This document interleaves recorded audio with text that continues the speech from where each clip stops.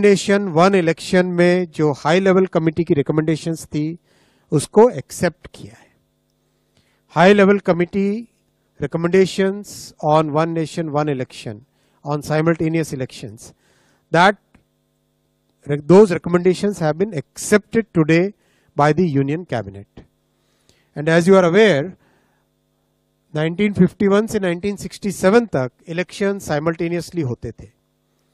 उसके बाद में 1999 में लॉ कमीशन ने अपनी 170th रिपोर्ट में रिकमेंड किया था कि one election to Lok Sabha and all legislative assemblies in 5 years होना चाहिए, जिससे कि देश में डेवलपमेंट चलता रहे। जो बहुत सारा खर्चा होता है इलेक्शंस के कारण वो ना हो, बहुत सारा लॉ एंड ऑर्डर और क्रिमिनल जस्टिस सिस्टम जो बाधित हो जाता है because policemen are totally deployed in maintaining the election law and order, वो सब जो बड़ा एक बहुत बड़ा एक डिसरप्शन रहता है वो ना हो।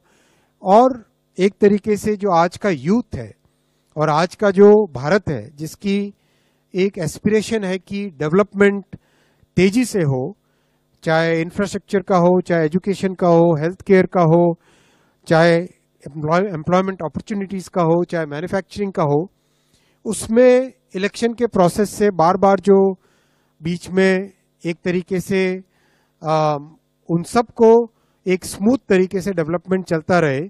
और इस पॉइंट ऑफ व्यू से बार बार ये रिकमेंडेशन, ये सजेशन देश में जगह जगह से अलग अलग फोरम से आया है। पार्लियामेंट्री कमेटी ने भी 2015 में अपनी 79th रिपोर्ट में कहा था गवर्नमेंट को कि suggest methods for simultaneous elections in 2 phases।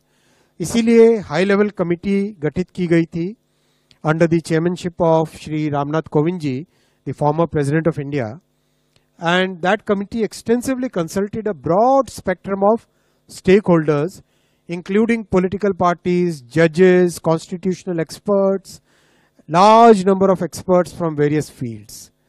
इन सब के extensive consultation के बाद में एक रिपोर्ट सबमिट की थी। वो रिपोर्ट आपको ऑनलाइन अवेलेबल है, ये वेबसाइट आपके सामने रखा हुआ है और आप यहाँ से ऑफिशियल वेबसाइट से डाउनलोड करना। Cyber security is more important, right.